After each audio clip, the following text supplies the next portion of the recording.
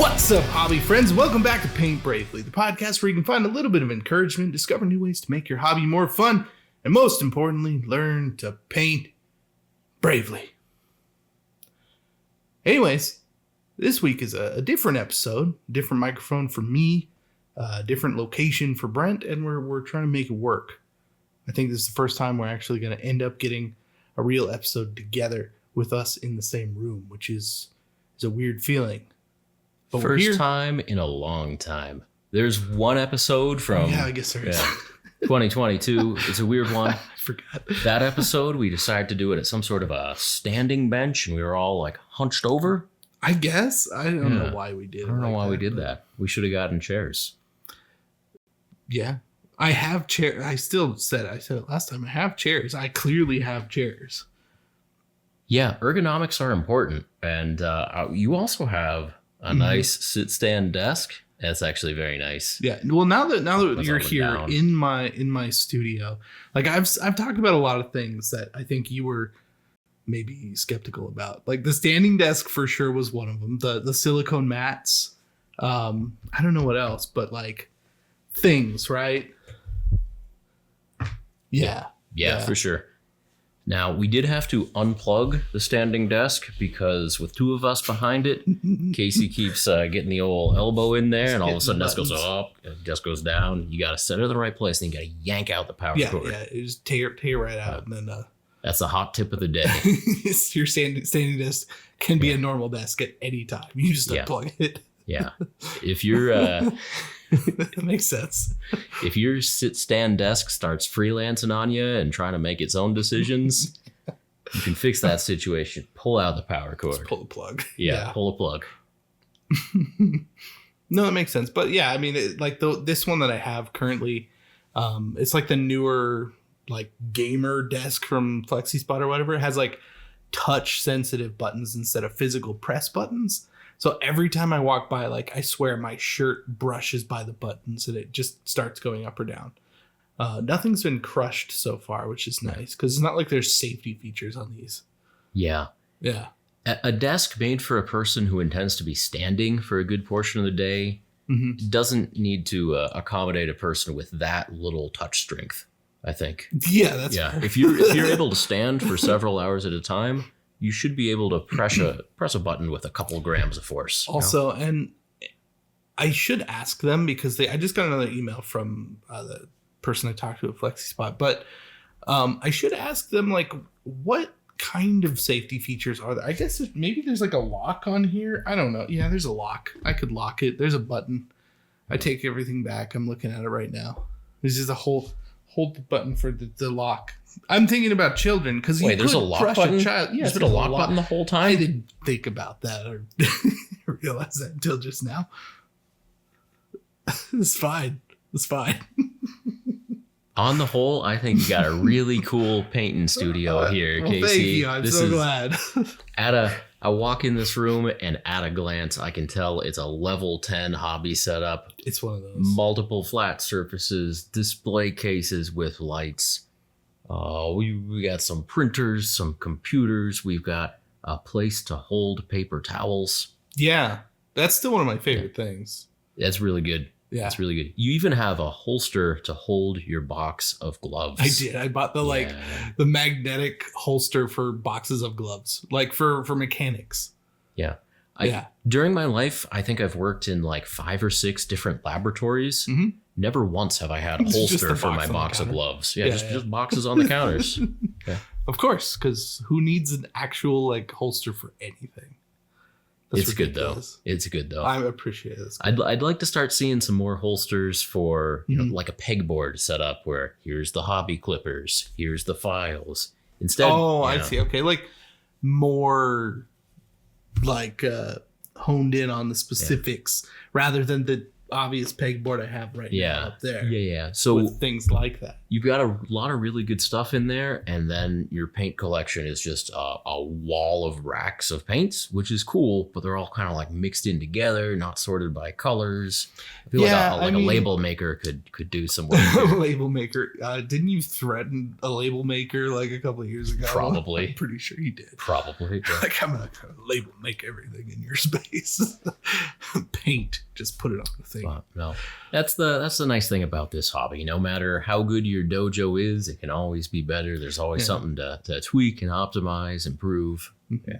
Speaking of label maker, though, so a long time ago, I cleaned out this old hoarder house with my dad. It was a thing he used to do. You like go to these places, clean them out, right? And there was a label maker in there, like one of the old clippy, like you press down with the little button, and it like imprinted the plastic. And it was on a wheel. It was a dial. For a label maker. Yeah, but like a hand, it was old. It was old. They have new ones. You just type it in and it prints it for you digitally. It's different these days. It's different. Like these. I think I have one of each. Do you? Still spits out the same, colored plastic with the sticky back. Yes. Yeah. I don't know. I got that when I was like, I found it when I was like, I don't know, maybe 7, 8 years old. And like I used the crap out of that thing. And there are still things at my parents' house that are labeled with that label maker. Good. Yeah. Good. Yeah. Yeah. But I mean, like the paint racks I have, like I'm trying to figure out a good solution, right? Because I have like, this is like a picture hanger, like a floating picture hanger shelf, which works nicely. But it's kind of like 3 layers deep of Fanatics paints. So you can't see 2/3 of them. And then like the bigger racks are fine, but it's kind of the same problem. And all the paint bottles are different sizes and shapes and such. So I don't know. I don't know if it's like I need to just stick to one and make it the best. Always room for improvement. I don't know what to do with it. Yeah. It wouldn't be any fun if you could fix these problems right away. But anyway, it's good to see your new place, Casey. It's good to be here. I'm glad. Good. So I'm in Nevada right now. We almost said it differently, huh? How's that for you? Nevada? Yeah. I don't know which one's correct. I just go with it. It's Nevada, but I mean, do you have to like change it in your brain? No. That's good. No, I'm aware that one's correct and one isn't, but I just spit out whatever comes first, and here we are. I was checking. Yeah, Nevada. Yeah. Anyway, I'm out here visiting my pal Casey. See, we're starting a venture that we've been teasing. Mm-hmm. We're calling it Goblin Hobbies. Yeah. I wanted to call it Crab Time Hobbies, but we didn't call it that. It's not that I don't appreciate it. I think it's funny. It is funny. We may end up making like a joke website called Crab Time Hobbies. As long as we snag that URL before this episode goes out, because then one of you, I don't know. If Meat Popsicle just snags that, then we're in deep trouble. I doubt it's available. I'm not gonna look. Okay. So, what is Goblin Hobbies? You may be asking. Well, I'd like to begin to answer that question with a little tease of some goblins. Yeah. So we've got goblin models that we've had made. I guess you could say by who. So yeah, that would be I think worthwhile. Little wee goblins. It's Adam at Twin Goddess Minis. He sculpted us some goblins. He did. He sculpted us several goblins. We're getting them done up in a few different ways, and we're pretty excited about them. We have the 3D prints here, at least with us. These are the alpha versions. We changed a few things, but it's like pre-finalized. They're also being cast. Yes, we're getting them cast into actual model kits, which I'm so excited about. Yeah. So part of the reason of going to the West-ish coast here, relatively speaking, is so that Casey and I can drive over to Trenchworks in Salt Lake City and see them cast up some goblins for us. And it'll just be fun to be in this small factory, which my understanding does a lot of small scale production for miniatures, small games, Kickstarter, stuff like that. Yeah. They do resin casting, CO cast metal, and I think 3D printing. I'm very excited because we were talking to Dave, who runs Trenchworks, and he did say like, "Hey, we should definitely do a quick run of these in metal, just to see how they look." And I'm 100% gonna take them and paint them. Yeah, I'm very excited about that. You're like, Dave, can we stay a couple hours and I will watch it happen and I will take them out hot. Maybe you can bring in some of your worst metal models. Oh yeah, actually, you probably could. I could. That would be a good video clip. Melt them down. That would be a really good rescuing video clip. models by melting them down and making new ones. Somebody would have a heart attack, dude. Like, maybe throwing in some old classic, like, I've got a Commissar Yarrick. Let's just toss him in. Do it. Worthwhile. That's not I right. rescued Commissar Yarrick and turned him into goblins. It's the classic thumbnail of like a nasty looking Commissar Yarrick. Yeah. And then there's like a big red arrow, and then it's like a blurred out what he turns into. But it's not. Well, it depends on your grain size of that blur, because you could be like, wow, there's a lot of green in this is painted weird. Oh, he's gonna go with a lot of green on that Commissar Yarrick. Maybe he's getting like a Acadian thing going. But they watch the video. They're like 5 minutes in, and the thing just starts melting. Oh, that could even be the first shot. You gotta do it. You gotta hook them. You sometimes you show just a quick little teaser of what's coming up in the video. Like, you don't want to miss this. Usually it's usually like the pull it out of the gross soup so you can see how gross it looks. Yeah, and that's the like pre-credit roll, whatever, intro. But this time it's Yarrick playing like the One Ring, floating on top of the magma in Mount Doom for just a couple of seconds before it goes under. Yeah, exactly. Yeah. I would feel so bad, honestly, because I really like that model too. I have him. I kept him, and I have painted one, and it's very nice, and it's in my cabinet right now. It has a good story. So you already have a Yarrick. I have a any really other well-done. Yarricks are just excess at this point. So Yarrick is a famous officer who led the Imperial Guard during I think some orc wars and stuff. Yeah, because he got his hand cut off, and then he took like an orc claw and attached it to his own hand, and it's this cool like giant lobster, Yeah, I always like learning about the Imperial Guard. Yeah, there's some cool books written about them. I think it felt cool like 20 years ago. Yeah. They've really fallen off since then. Yeah, for sure. Yeah. And so I don't know about them anymore. I hear that. But anyways, like I'm gonna have to go through some of my collection because I honestly think I would feel bad. I have some. Man, I don't even know.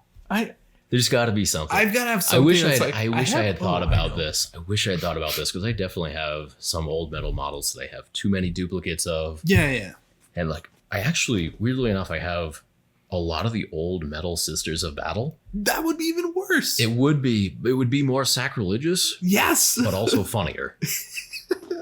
And people are like, oh, I really like that model. And you're like, yeah, well, I melted do you really like this model? Like, you understand that this remakes. This is a goblin. He's got kind of like a snapping turtle kind of mouth. He's got like a real sour. Like Bulbasaur. Yeah, I mean, I wouldn't put it that way, but it's that same like how it's drawn, like with a kind of like spike lip, but legally distinct, I would say, because it's on a goblin. No, I'm talking about you got to get us in trouble line here, Casey. Drawing on a mouth, like not the character.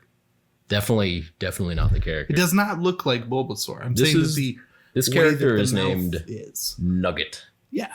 Would you rather have like 3 Seraphim from the old Sisters of Battle and Metal sculpts, or would you rather have 1 Nugget? Well, if they're your Sisters of Battle Seraphim, then yes, I would rather have a Nugget.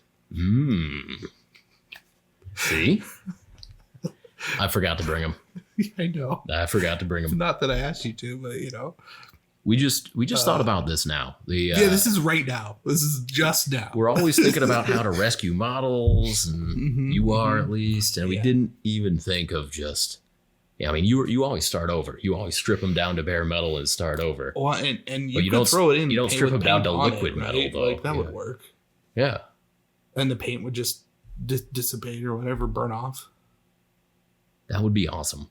So like I feel if you do that enough, probably something gets gunged up. You know, like slowly their crucible gets like layers of tar built up or something. The top layer that they have to, you got to like scoop off of those things. Yeah. I don't know. That would be a question. See, now you got my mind going. Like, oh, we're gonna. I'll look through your display cases here and see if we can rescue something. Yes, my display case. Let's pull a metal model out of the display case. That's on display. We've got. This is a fascinating topic. So we're gonna do a road trip. Mm-hmm. We're in Reno. We're going to Salt Lake City, and we were looking at flights, and all of the flights take pretty much exactly the same amount of time it would take to just drive. Longer. All of them were longer than it would take to drive and more expensive than gas. Yeah. And driving is annoying, and I get that. But what if we can stop along the way at like every hobby shop from here to Salt Lake City? Maybe there's like 2 hobby shops along the way. Maybe they have like some consignment minis or something. That would maybe be more we could rescue something from like a hobby some old shop. What War Machine has a bunch of old metal. Speaking of which, I'm pretty sure I have a whole bunch of War Machine metal models in a box in one of my cabinets. Well, I know of a way we can rescue those.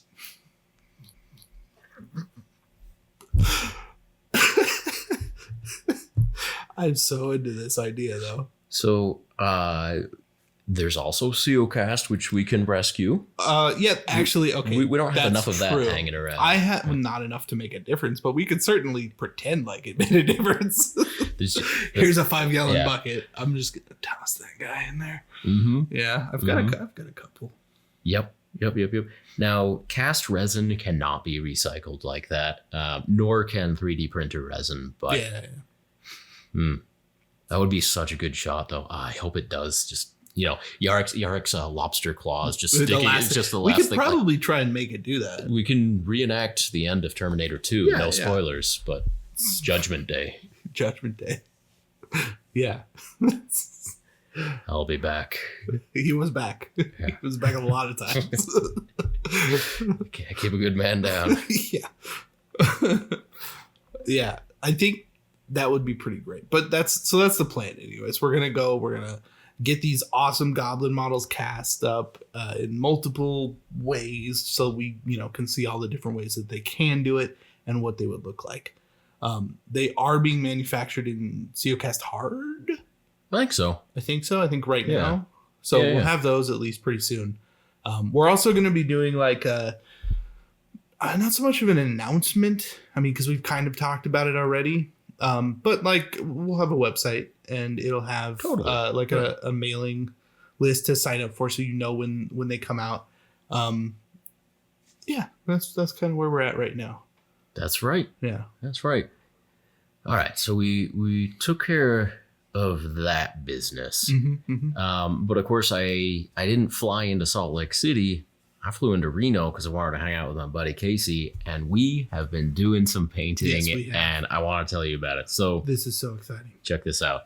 This is a giant orc riding a giant boar, and this is, unrelated, but it's a heavy piece of metal. It is, and I would feel very bad to throw that in.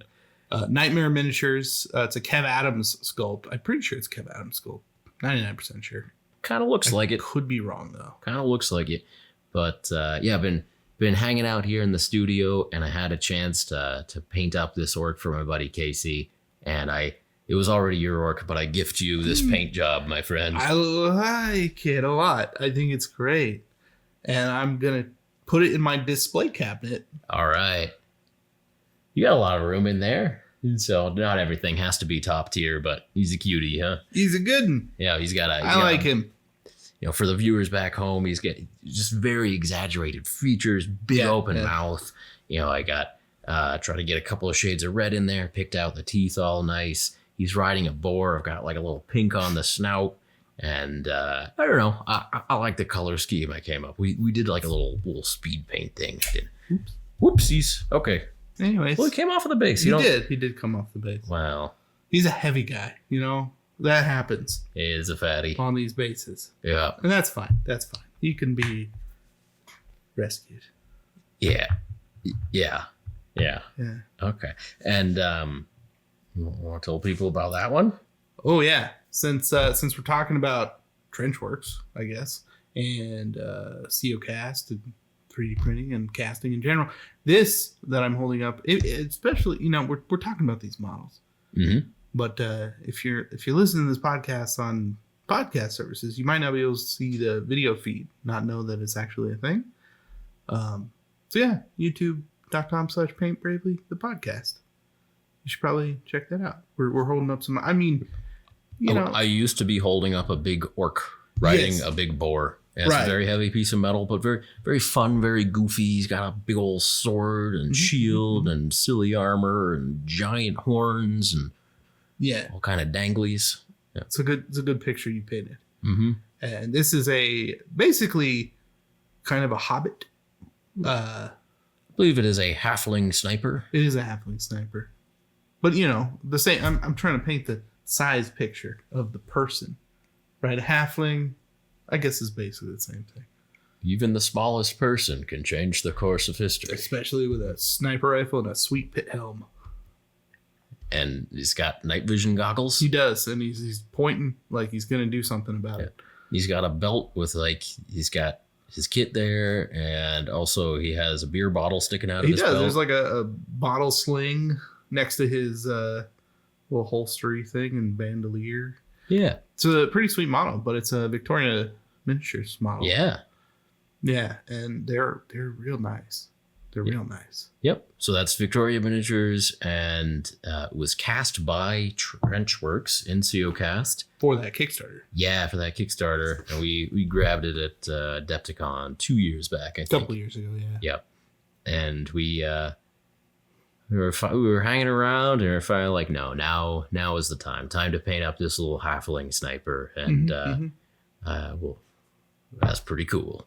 I like it a lot. I think it's a really good model. I'm pretty sure I bought the heads because I had a bunch of bodies that were like leftovers, and so I bought the heads to put on the bodies. So I bought the pit helm, whatever's.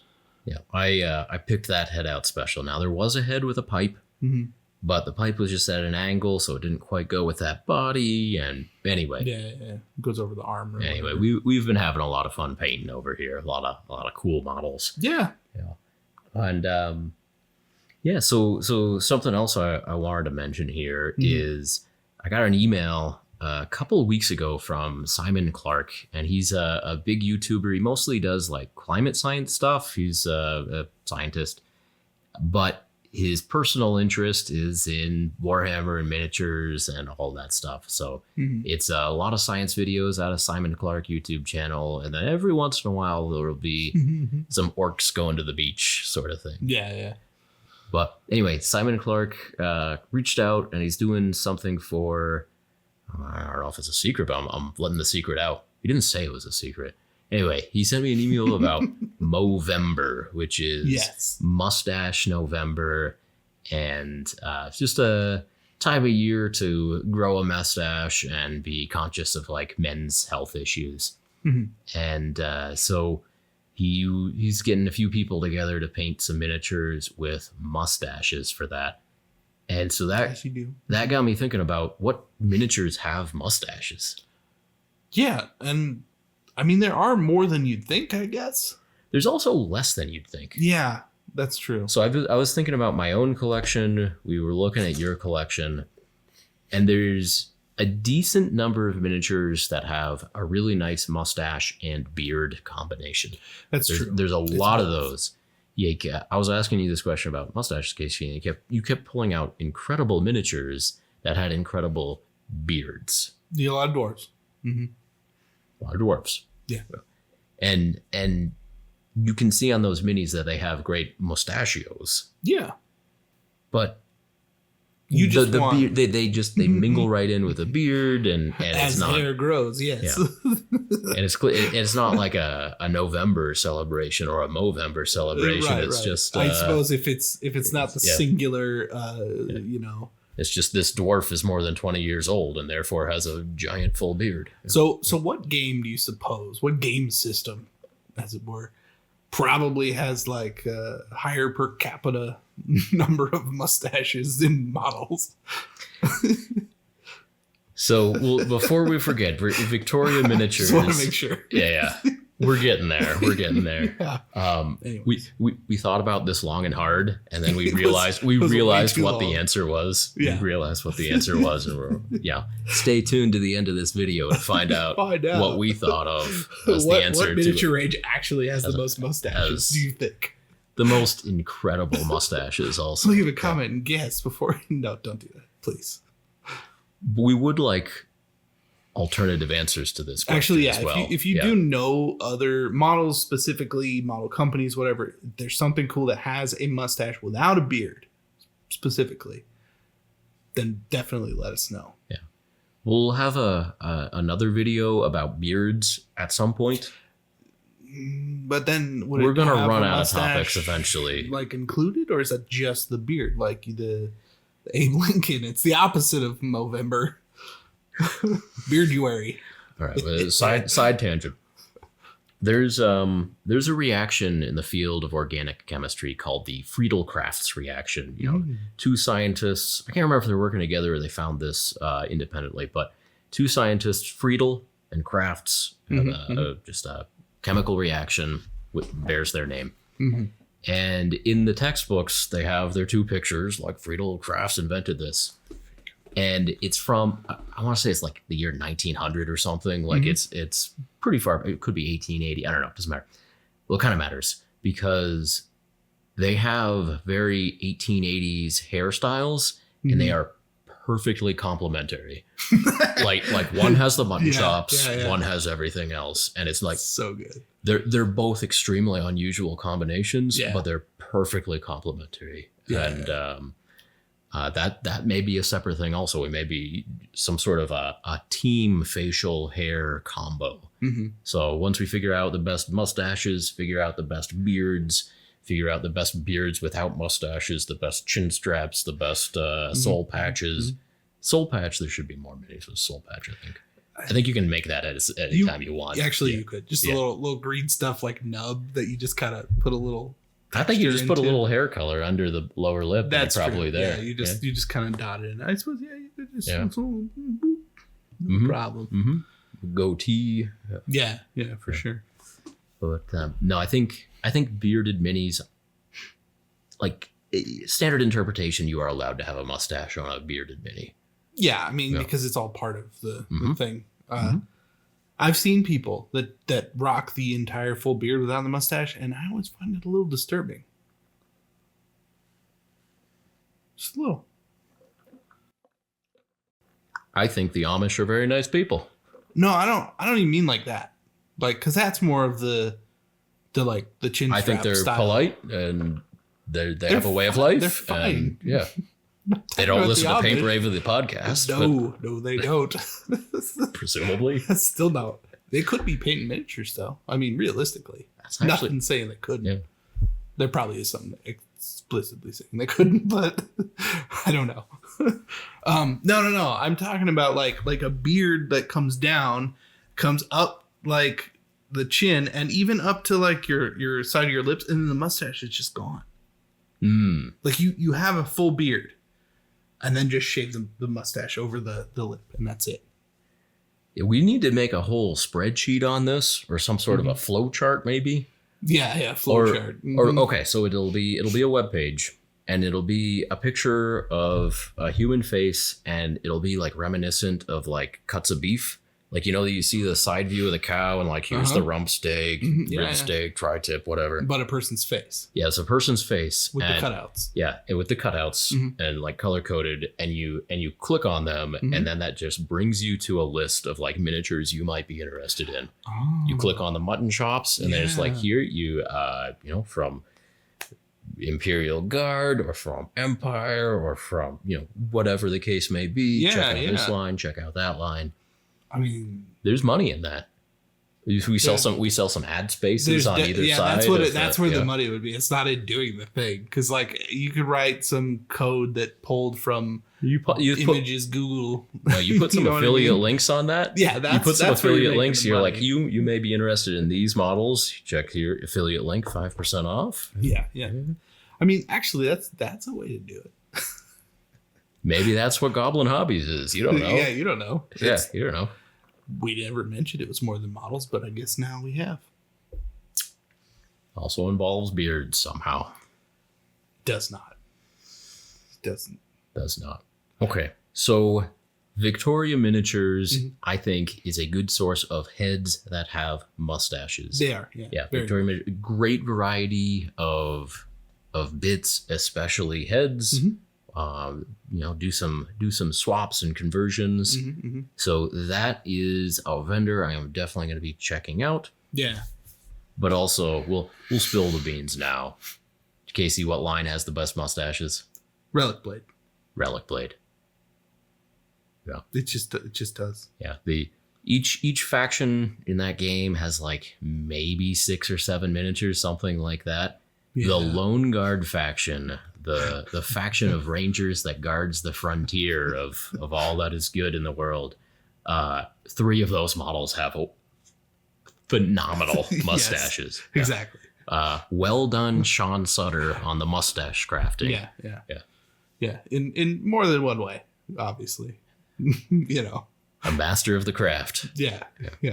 Knows what he's doing. Exactly. Knows the value, the societal impact, Societal impact of the strength, the a good confidence. people don't do the mustache thing anymore. Like, I feel like maybe it's coming back, just the mustache, but that's hard. It is hard. It is hard. I think it is fallen out of fashion, but that's what makes Movember so fun. It's like it's just a statement. Yeah. Yeah. So that's what's going on there. What else do we got? I want to talk about a few Kickstarters. Just what's going on in the world. This is a news. I feel like we were just building up organization. to that, really. Yeah, we're building up to it.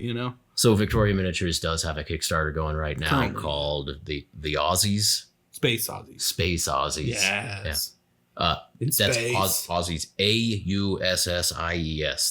That's like Australian. Space Aussie. Yeah. Aussies. What were you thinking? Space Aussies. Like the dog? Which is spelled the same way. Just making sure you heard the word I was saying correctly. I did. Good. I also know what it is. Good. Yeah, well, people who hadn't seen it before are like, what did you just say? Space what? Space Aussies. Right on. Yeah. Okay. And so there's, kind of like, so some of them, you could proxy them for Imperial Guard. You could proxy them for a lot of kind of space soldiers. Yeah. But there's some good mustaches in there. A variety. There were a lot, yeah, actually. A lot of clean shaven. Also, a lot of female troopers in there, too. A lot of female Aussies. Squad, isn't it? There's an entire squad of Sheilas and an entire squad of the dudes. Yeah. So a little shout out there. Might have to grab that, get a few more mustaches in my collection just in case Relic Blade doesn't quite scratch the mustache itch. So we're gonna hop on that train maybe. What else we got? Speaking of goblins, so yes, we also wanted to give a little plug for our buddy Adam at Twin Goddess Miniatures. So Adam sculpted our buddy Nugget and our buddy Elma here, our 2 Goblin Hobbies mascots. So he scratches our back, we scratch his back. We've got the goblins from the upcoming Kickstarter. Send in the goblins. We've got this is actually Hobgoblin. This one, right? This is a little bigger guy. Yeah, he's a bigger Hobgoblin. Yeah. And he's like the boss. So send in the goblins. 5e RPG campaign. You play as a goblin boss, and you get to order minions around. But your goblin boss, they've got some cool classes. So here's a goblin wearing a big spiky barrel. They have names. Oh yeah. On the bottom of the that's base, right. It's printed. That's What great. does it say on the bottom of that It says one? Bully. Okay. Bully the Hobgoblin. I got a barrel brawler who's got a spiky barrel. Sweet. And I've got a scrapper. I like this one, this barrel brawler guy. Yeah. He is spiky too. Like, you cut yourself on that. That's cool. Mm-hmm. I got a scrapper here who's like a scrapyard mechanic. She's got a gun or something. Like a underslung plasma rifle. Yeah. Real cool. We got an orb mancer goblin. He's got orbs. He's got orbs. They have orbs. Hard to tell. That's Yeah, they have orbs. They do. Hey, all right. So we got a plant goblin here of some kind. So I was using homemade painting handles when I was painting these goblins. Yeah. And I stuck them to all my homemade painting handles with they got the poster putty. They got the poster putty. So there's still some goo on the bottom. So I'm scratching off the goo right now. This is the gardener goblin. Okay, you gotta find it. Yeah, I had to find it. The orb monger. It's Mancer. What? Orb Mancer. Does it say that? The bases didn't all print great. The models printed great. The bases I have mixed success with. Whatever. Monger is pretty good though. I have all my supports on the bottom of the base, and on the bottom of the base is where it says their names. So this is the gardener goblin. She's got a big plant. Yeah, it's a good little sun hat, big plant. Yeah, sun hat plant lady. Yeah, I like that. And we got frog launcher goblin. She's got a slingshot and a couple of frogs. Yeah, it's great. I like that. Great miniature. So anyway, Send in the Goblins is another Kickstarter coming up. It's we got the STLs early, but we did not get the actual campaign early. And I don't know, I'd like to play it. We'll find a chance. We'll find a chance. I mean, I feel like we have a little bit more time. We could. Yeah. I don't know if this would be interesting enough, but we're gonna be on the road, right? We're gonna be driving. It's gonna be a long drive, and we're thinking about recording a Paint Bravely on the road because we're gonna be stopping at presumably at least two. Because there are 2 cities in between here and there. What if I'm just on my phone on Craigslist the entire time trying to find someone selling metal models? Oh, that would be pretty incredible. They're just like, oh man, and they recognize you, and you're just like, I'm gonna rescue these models. This is the most rescuing you could get from any that would. RPGs can be fun in the car though. Yeah. Well, yeah, I was thinking more along the lines of reading. So, I guess it is an RPG, huh? Yeah. Yeah. Or if you just want the spoilers, you could read the campaign and be like, yeah, it seems like it would probably be pretty fun. That's kind of what I was thinking, but whatever. It's not like we could run the campaign. Well, the 2 of us, you can play a goblin and I can play the hobgoblin. I don't know, maybe. How's that work without a third person? Well, I would be the DM who maybe plays the big bad, the hobgoblin. Okay, well, that makes sense. Yeah. I'm just thinking that might be a fun. Well, I don't think I could in drive. That'd be weird. Oh yeah, you just got to be thinking. Yeah, I'd be running into stuff. And, And I'm sitting in the passenger seat. Casey, what's your damage modifier? Let me look. How many spell slots do you have? I don't know. The brakes. Yeah, exactly. I think it's a long, straight stretch of road. I'm not too worried. It's very long. You can check your character sheet. I think the speed limit is one of the highest in the country. Yeah. I think there's another road that has no speed limit somewhere in the middle of nowhere, but it's 85. 85, I think. Min-maxing the whole way. Basically, we're going 95. That's right. So we got some other stuff to talk about here. And I'm remembering that we went to check out one of your local hobby stores. We did. Met up with a friend again and played some more Spearhead. And that was pretty fun. I played Goblins this time, which I hadn't before because I finished the Goblins last time with the old... what are the Goblins called? The specific ones. Gloomspike-Gits. No, the cool-looking Goblins. Night Goblins. The different older ones. The older ones are called Night Goblins. Yes, but they're called something, I don't know, whatever. It's the old world ones. But they're called something different. Like the mob, the regiment. Yeah, whatever. Regiment of Night Goblins. The mob, the Goblin Mob or whatever. Night Goblin Mob. It's called a Night Goblin Mob. I wasn't trying to bury the lead or, I was just trying to get the name. I couldn't remember the name. Anyways, because I finished painting some of those. and I played with them, and they're very cool. And the army was actually very fun to play. I got to hop some squig hoppers over things and damage things, and the things were going well. We had to leave after a while, so we didn't finish the game, but it was super fun. I would call these the first plastic kit of Night Goblins. I think they are. They are. Yes. But no, they aren't. Okay, yeah, they're not. No, it's the first plastic kit. It's this the first is the plastic multi-part plastic kit. Yes. Night Goblins. Yeah. And so Casey was playing his Warhammer Spearhead. Let me give you my thoughts on it. The people around the table were fun. I enjoyed the small size of the board. I flipped through the book. It actually seemed like a well laid out book. Yeah. Each team that you could play had 4 page rules. Basically, unless you had a few more models that could not fit. Okay, 2 spreads. 2 pages front and back. Yeah. Okay. So you had a page of rules. You had 2 pages of rules. You flip a page. If people flip a physical page, and you get to 2 pages of stats for your guys. Yep. Yeah. And then you flip the page again, and it's a different army from a different faction. And I thought that was really cool. And the other thing I thought during the game is like, I still would rather be painting and taking breaks to play video games.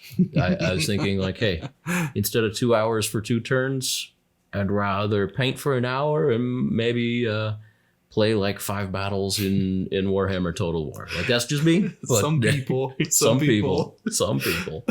To be fair, we were talking an awful lot, and we were going real slow with the turns because it did take a while. And I don't even know why. It was like we were checking things, and then we were checking some other things, and then people were coming to talk about other things, and then as you do, on a lazy Saturday afternoon at a game store, I guess. Yeah. Because the other games that I went down and played with the same people took like an hour. It's a totally different like timing experience. So yeah, we only got like halfway through the game, and it was like 2 hours, and I was like, okay, we got to go now. Like, more for your sake, I think, because you were sitting there after having spent money and just been like, I was going to spend more. I was able to alleviate some of the boredom that eventually set in with shopping, and I actually did some pretty good shopping. So let me tell you about what I bought. I bought 4 things. It's 4 things. It is technically 4 objects, but 3 things is more magical and reminds you more of a fable, of a fairy tale. I didn't realize you're going with like a bit, or so I thought you just miscounted. 3 things did I buy? Or we're gonna count. There are 40. Yeah, 40 night goblins in this mob. I bought 43 things. Yeah, that's fine. That's like a play on words. I like that. So, yeah, I saw the Night Goblin mob. This is a reprint of an old kit for the Old World release. Mm-hmm. It's just Night Goblins, 40 of them in a box for $80. You know what? Sometimes you got to treat yourself. I mean, 40 for 80 isn't the worst thing in the world for those goblins. They have wonderful faces. They only have 7 different sculpts for the heads. Mm-hmm. 5 different sculpts for legs, 5 for torsos, 7 for heads, 5 spear arms, 5 bow arms. But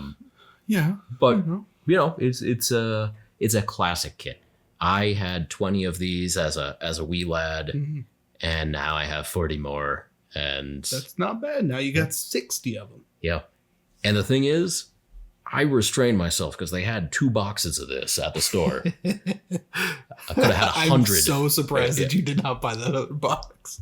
I flew here, and I don't like to check luggage because I don't like to pay for it. So I could see that not necessarily fitting. Yeah, except I cut them off the sprue and they're much smaller. I know, and I'm looking at like the pile, and it's like that's a couple of Ziplocs. Honestly, I had. Condenses way down. I think I had probably 30 of them in a Ziploc in my drawer back there that I pulled out and made 20 of them. Yeah. So anyway, I'm pretty happy that they brought back those goblins. And in the scheme of thing, the price is less obscene than you might think. Well, $2 per model. I mean, you can't get that normally for almost any model. You know, you were talking about melting down a Commissar Yarick for a joke, and that's, while not the most expensive model, it's not exactly like common. It's a decent way to 40 goblins, isn't it? Yeah.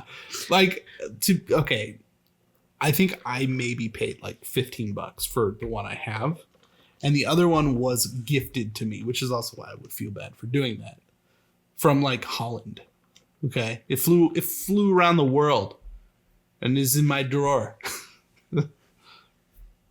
One last ride to Salt Lake City. Yeah. Take them out on the town.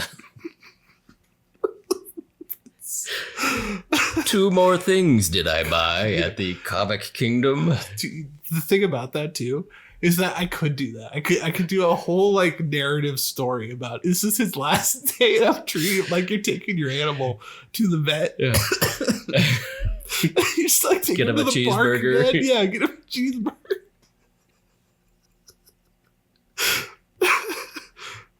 You do all sorts, like a puppet show. He's hanging out the window while we're driving. Master Frodo.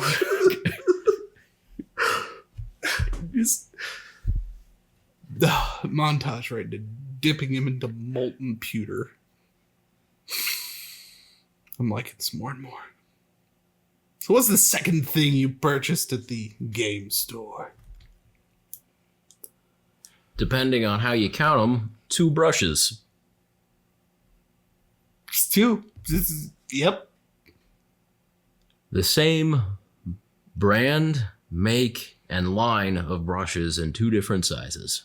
So I have here before me Monument Hobbies Pro Sable size 4 and size 0. And yeah, we were doing some painting, and I felt that your brush collection was not quite what you had advertised it to be when we had chatted beforehand. Separately, we had to go to Michael's and buy some synthetic brushes. You know, Those are for you. Yeah, that's what I'm saying. I was fine. Okay, yeah. Casey's like, don't worry, come on over. I got everything you need. And to be fair, tons of paints. Your airbrushes are in outstanding working condition until I used them. You got wet palettes. You got stickers everywhere. This wet palette has a sticker that has a picture of both Vince and Scott the Miniature Maniac as a vampire. Yeah, the brush you were using the whole time is great, Casey. It's great. It's great. Oh, you could have used this. It's brand new. Huh. So I bought myself some brushes. And you bought brushes. so I actually have a little segment that we can segment into here. These are, you know, nicer brushes. You know, they're definitely cheaper than Winsor Newton Series 7 sort of thing. That's what I like to use. Okay. So this is an $18 brush and a $12 brush, which is definitely in the Sable brush price category, but not the most expensive. No, for sure. That's like kind of median range there. Yeah. And a couple of years ago, Monument Hobbies had sent me a set of these Sable brushes, and the thing happened that often happens with brushes is you get a set of brushes. Some of them you really like, and some of them you're like, meh. Like, I don't know, a couple of the bristles just aren't quite right for the way you want to use it, or there's just, it's too pointy or too blunt, or like something's wrong. But anyway. Yeah, I know what you mean. Yeah. But anyway, at home, I have a size 1 and a size 3 in this make that turned out great. And I think I have a 0 and a 4 back there too, but for whatever reasons, those ones just are not perfect. Yeah. Or I don't find the occasion to use them much because I have other brushes that I like better. But I am ridiculously happy with how both of these turned out. Yeah. Yeah. The store had a little rack of a hanging display of brushes with 3 or 4 of each of these sizes. And while you were playing a couple hour half game of Spearhead, I was going through the rack. I was just looking at everyone, you know, Finding the best tips. Yeah, just peering through the plastic, looking at like, I got a good feeling about that one. If I'm ever at like a Games Workshop and I'm just buying a brush, I have no issue with pulling the plastic off the tip to look at it. You know what I mean? Just stare them down. I 100% will. Yeah. Like I'm gonna take this apart so I can see what it looks like. Yeah. So I did not do that. Yeah. I was peering through the packaging of these, and I'm like, I think these two are gonna be good. So I bought them and got them back, and we've been painting a few things here, and I really love them. Like the 4 has such a good point on it, and I've been getting a great base coats on. And the size 0, I'm mostly just doing for eyes. It did have a guide hair. It had one hair that was longer than all the others that was messing things up. Messing it up. Guide hair is a little joke. It's a hair that's longer than all the others that really shouldn't be there. But I took one of Casey's X-Acto blades. Tough. Yeah. You only live once, and you can't, no reason to put up with guide hairs if you don't have to. Do just a little bit of surgery, and now I'm getting eyes. It's perfect. Painted the eyes on this halfling. Yeah, That's a small model. And they look pretty good. Not bad. Better than normal for me. Yeah. I mean, no, these like goblins you painted, they all Yeah. look pretty sweet eyes, man. So I don't know exactly where I was going with this conversation, but I have a feeling that They're sweet brushes. they are sweet brushes, but I feel like half of the brushes that we buy just aren't quite right. I don't know. Maybe it's a really small sample size. Like I'm not gonna buy that true. many $15 brushes, but Yeah. a lot of times it's like, yeah, this one's all right. This one's all right. And sometimes it's like, oh, this is my new favorite. And like That's true. the size 4 might be my new favorite. You gotta hold on to that. I gotta remember to Clean take it this home and with do me. all the things. You should Yeah. probably clean that too, actually, before I'm cleaning it. before you put it. Have you been like with soap? No, not with soap. Not with soap. Not with soap. We'll get there. Mm-hmm. Not with soap. He says. Yeah, you gotta clean those. Are you wondering about the third item? I mean, no. Yes, I'm wondering about the third act. Well, okay. Later, you can tell what happened in your 2 turns of Spearhead. I will. I Okay. already kind of did. I jumped over some dudes and I did some wounds, and it was cool. That was cool. I did Bren see was that there part. for that, yeah. Okay, I'll vouch for that. That was a fun thing. It's a fun thing happened. Tell the people. Yeah, so I had my dudes, and I was Your like, squeak oh, hoppers. yeah, and I was trying to get an objective, right? A secret objective, because it's Spearhead, right? You got to hold your cards real tight, close to your chest. And I was like, oh, but I got to get all the way across the board. So I ran, and since they're a flying unit, you can go over those things. And when you go over a unit, then you roll dice for how many things are in that unit. And I almost wiped out a whole unit because I hopped over them and dropped bombs on their head. And it was cool because I got to exactly where I wanted to go, and I did the thing I wanted to do, and it was very effective. And I ended up scoring on those objectives at the end of my turn, and it was awesome. It's actually pretty cool. Like most units charge basically, and you run and you stand next to the enemy and you roll a bunch of dice. But the squeak hoppers are cool because you just trying fly not to over. get into a fight. It's like checkers basically. Yeah, trying to hop diagonally. Yeah, you hop diagonally over the chaos warriors. Yes, basically. And you killed half of them, the Corn berserkers. I killed like 8 out of 10 of them. Yeah, it was great. Pretty good. It was pretty good. Pretty good. It felt good. Yeah. So yeah, it was fun. What was the third thing you bought, Brent? You never ask. All right, this one surprised me. I was not expecting to see this behind the glass there at the Comic Kingdom. They have a lot of like the trading card games and things. They have a lot of that stuff. I did a double take. So I've said before, my introduction into nerd games was Star Wars customizable card game. And I don't know, I played 96, 97, 98, something like that. Yeah, big tournament scene. Yeah, I was doing pretty good in the tournaments. But I got in at about the Hoth expansion. So the expansions came out in the order of the original trilogy. And actually, there were a couple of releases for Phantom Menace, and then the game died. The license ran out. The game Those died. are the ones I have. Ooh, really? Yes, I do. Oh, I think those are the ones that are actually worth money. Oh, are you serious? Yeah. Come on. That's weird, right? But you got a Jar Jar Binks? I don't know. Yeah. Obviously. Okay. Well, Well, we need to go searching. Phantom, I have a bot. Okay, all right. We'll get into they're that. not sleeved or anything. That's fine. That's fine. We'll talk. We'll talk. What kind of money we talking? But yeah, so I played the game from like the Hoth expansion to Hoth, Dagobah, Cloud City, Jabba's Palace, Special Edition, Whoa, and then I got out right when Endor was coming out, and so I got a couple of packs of Endor, like just be like, goodbye, Star Wars customizable card game, but I never got any Death Star 2, and that's the one that has the big space battle, and if you're really lucky, it has Emperor Palpatine and all those cards in it. But sure. Anyway, Comic Kingdom had a pre-constructed Death Star 2 light side starter deck. Yeah. And I mean, you're not going to get any lucky. There's no randomness here. It's pre-constructed. It's pre-constructed. But it comes complete with an Admiral Akbar card. Oh. He adds 3 to power of any capital ship he pilots. Don't know what that means. It's pretty good. And how many manas is that?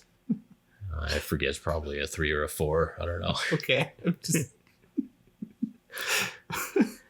Anyway, so I was quite happy to sit and kind of osmosis learn about Spearhead while flipping through my 60 new Death Star 2 cards from SWCCG. Probably like a year 2000 release, maybe something like that. It looks like it too. Yeah. It's definitely old. And it had the smell. It had the proper smell. I opened up the plastic. Cardboard, yes. It's a fine wine. Fine wine. It's a weird thing. Like the way that the ink and like the plastic and it's all just kind of sealed hermetically, Like you open it up and you just get the just for a second too. Yep. So that was a great experience. I had bought a few packs at Gen Con a couple of years ago. And they had clearly been stored for 20 years in a smoker's home. Oh no! So they just they did not have the good smell.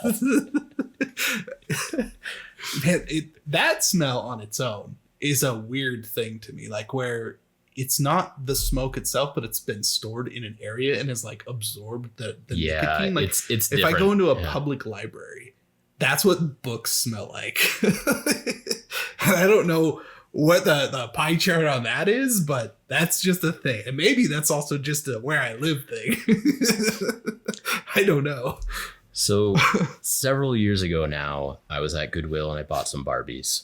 Someday I would like to like convert into Dark Eldar or something. Like I would love to make a video of like doing do like a video, like doing a conversion to a Barbie to make it like something cool, like Wargamer, like a McFarlane size thing. Okay. Yeah. So whatever, you buy fun things at Goodwill. You do. At thrift stores, you always got ideas.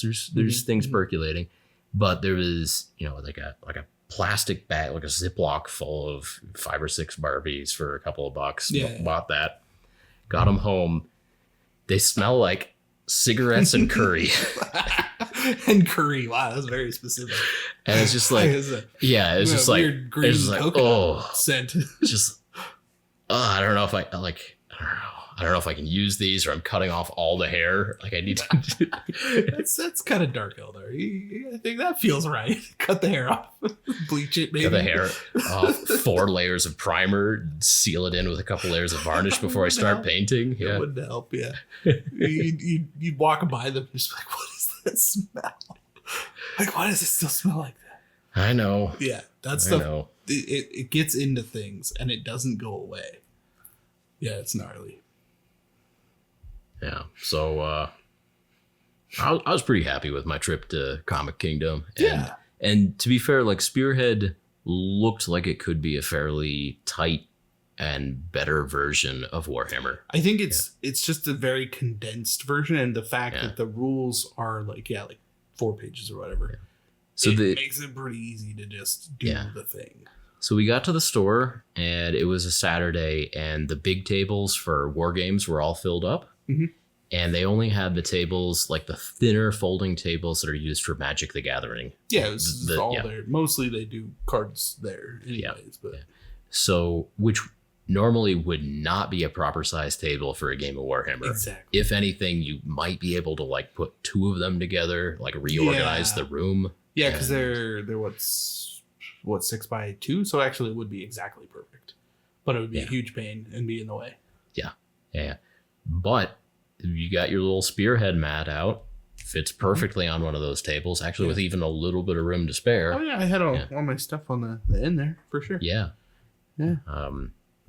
Like the width of the table was fine. Like the 2 foot or whatever width of the table was fine. It's the same size as all of the other Games Workshop small games. So I think Warcry is that size, Kill Team is that size. I want to say Blood Bowl's probably that size. Most of them are that size. It's like, what, 32 by 24 or something? Maybe. Something like that. It's 20. Could be 20. Could be 20. Might be 20. Yeah. I don't know. But it's very small. Yeah. Yeah. So it's amazing that you can have so many units from a full army and have it feel kind of like you're playing on a 6x4. And it doesn't feel that different, honestly. It was 4 units in a leader. Is that right? I think so. And then my goblins came back. Yeah. Like you get reinforcements, and so they keep coming, and you get to move, and it feels like you're just at the front line, and there's things happening and moving around, and actions are being taken. So there's definitely things going on. And the battle mat was actually useful. Like the battle mat had options for a diagonal center line or just a normal perpendicular center line. And it also had on there not deployment zones, but it did have the objectives. Yeah, actually all the objectives are printed, and it's double-sided too. A completely different board on the other side with different cards that you play for the other side. Yeah, it looked like it streamlined a lot of things, and I definitely can see the appeal of Spearhead over other forms of Warhammer. Yeah. Personally, still, I prefer painting models, and I would enjoy playing against somebody on Warhammer Total War where the computer figures out the rules and all the rolls and everything. That'd be nice. And then multiplies everything by 1,000. Yeah. And you can have more than 4 units on the board. Exactly. And, so that was pretty good. Yeah. Pretty good. What else? Oh, before I forget, I'm gonna go to Essen for the Spiel convention. Yeah. So I think that's gonna happen before the next episode of Paint Brave the podcast. So I gotta get Which that. Which is pretty nuts, yeah. Yeah. Or about the same time as the next episode of Paint Brave the podcast. So yes, which is also why we're talking about recording in the car on an drive. Yeah. So that makes sense. Yeah. We got to stockpile at least one more of these episodes. Yeah. Well, because at the same time you're going to that, I'm going to the Bahamas. Yeah, that's right. Yeah. Just got my passport in the mail. That's right. Did you get a good picture? No. They're so bad. Look, mine and my wife's, they're terrible. Like, we look soulless. It's awful. Aren't you allowed to pick your picture? Where'd you get it done? Yes, but at the post office, okay. So we go into a shady back room in the post office, and all these people are staring at us you're not supposed to be here. And it's but they asked us to be here. I'm sorry that the lady went and got her stuff. Now we're just standing here. It's not out of bounds or anything, but anyway. Nobody's supposed to be here. Exactly. Just got a lot of weird looks, and then the lady came back and she's like, all right, sit right here, you got the thing, and she just kind of took the picture, and that was that. It didn't tell you to look at anything in particular. She's just okay, look over here, don't move. Yeah. So we just look ridiculous, and then I guess that's how it usually goes for people. Ish. I've been given the option before. Yeah. At the DMV, they're like, is this good? Like, yeah, okay. You get your license or whatever. And then for the passport photo, the last time I got one, I got it done at CVS or Walgreens or a convenience store like that. That makes Pharmacy. Sense. Yeah, because you just have to have the certain size and it gets stapled to the application or whatever. Right. Yeah, and I haven't had a passport, and my wife hasn't had a passport for more than 10 years. So we had to get them to be in the ocean. Yeah, to the Bahamas. Yeah, maybe you go to Cancun. Or No. I don't know if that's in the Bahamas or not. No. But it's somewhere down there. Not even close to there. Is the Bahamas technically in the Caribbean? Borders the Caribbean? Yeah, something like that. All right. I never know. Cancun, You Mexico. get off the boat when they tell you get off the boat. There's a beach. I'm not getting off. There's the some boat. coconuts. Yeah. If there's coconuts, maybe. That's the only way they can get you off the boat. If they're like, we're gonna crack. I know these there's coconuts. gonna be a lot on the boat too. To be fair. Yeah. No, we're just like, we're not gonna do anything. I've never been on a cruise either, so I'm hoping that's gonna go well. We'll see. Savor every moment of that ship. Every moment. Yeah. Well, she won. My wife won it through this thing that she does, and it's like group of people, and so they're like, "Hey, we're paying for your tickets to fly there and to be on the cruise, and for everything." So it's like, I'm not gonna say no. I'm certainly not gonna be like, "Well, what if we get off and do this and then?" No, it's free. I think. Oh yeah, if you get off the boat, you got to start You gotta paying for pay, stuff. yeah. There's gonna be. You get off one of those cruises, there are all these taxis around wanting you to pay money for a taxi and stuff. Yeah, they drive you in the middle of nowhere and leave you in. Yeah, leave you at like a coconut stand, but like the Yeah. expensive one. Exactly. It's in a 1,000-mile radius. It's the most expensive, coconut. Yeah. drink. Would you like to hold a parrot? No, I've got one at home. Yeah, exactly. So I don't know. Should be fun. Spiel should be good. Yeah. Yeah. I wanna say one final thing. I know in last episode, Casey told everybody that he had a cat.